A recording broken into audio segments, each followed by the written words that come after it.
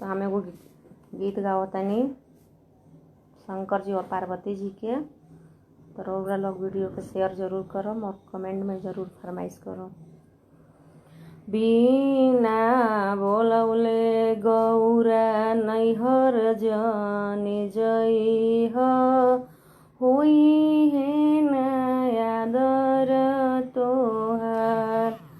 अरे बिना बोलौले गौरा नैहर जानी जइह, होई है नयादर तोहार।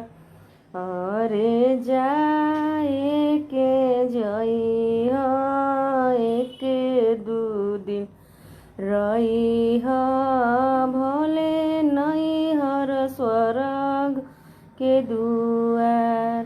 अरे जाए के जइह, एक दू दिन रइह, भले नैहर स्वर्ग के द्वार।